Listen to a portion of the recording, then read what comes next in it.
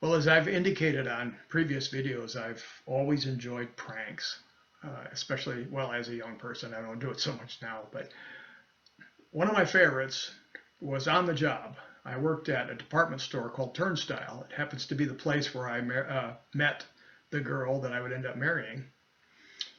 And it had two locations in Grand Rapids. One of them was on Plainfield Avenue, and the other one was at Rogers Plaza on 28th Street.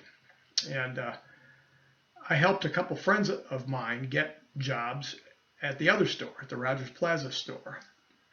And we discovered early on that you could get on the other store's public address system to make announcements by dialing a certain number. And of course, we couldn't resist doing that. So one day when I was working in the shoe department, uh, I heard something come over the paging system saying, Henry Ford Automotive, please. Henry Ford Automotive. And I thought, oh my gosh, that's either Larry or Joe. Um, and then in a little while, there was another one. We had a department called the Sight and Sound Department. And a page came across. Helen Keller to Sight and Sound, please. Helen Keller to Sight and Sound. Well, of course, I had to strike back, so I dialed the number and got on their paging system, and I said, barbiturate to the pharmacy, please. Barbiturate to the pharmacy. And Pete Moss to the garden shop. And then there was one time where I got on there and I said, attention shoppers, we have a lavender Edsel in the parking lot with its lights on. And somebody else who worked there in another department told me they heard a customer say, well, lavender Edsel, that's something I'd like to see. So we had a good time doing that, but it quickly got out of hand. My cousin who worked in the Plainfield store shoe department with me started doing things like burping. And of course, management took a dim view of that. And security was out trying to crack the case and find out who was doing this. Well, in the meantime, a lot of the other employees knew it was us because I told them, which is probably a mistake. I also did pranks calling the hardware department directly and pretending I was a customer, which was always fun. I'd call over there and say, yeah, I bought a house number the other day from you. It was a 4, and I woke up this morning and it was a 5. Now, I didn't know that you made these things to change every day. Is that the way they're set up? And the guy who answered the phone said, well, no, they're not supposed to do that. And then I called him again later on, and I said, yeah, do you have any of those toilet seats that are large enough to accommodate 2 people? My wife and I, we do everything together, and we wondered if we could purchase one of those. And of course, the guy had no idea what I was talking about. So that was the kind of nutty stuff that I and my friends used to do. But it took a turn for the worse, or worst, one of those two.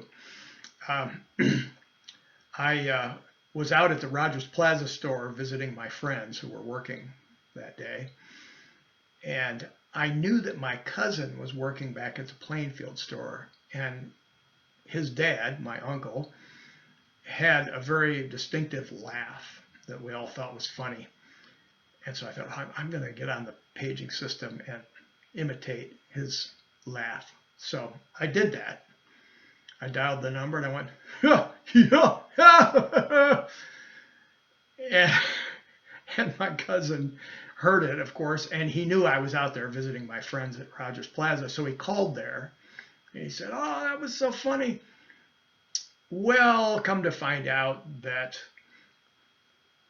the security guys were listening in on that phone call.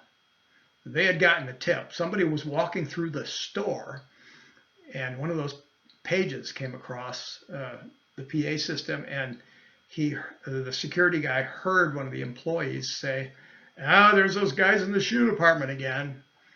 So they were gunning for us.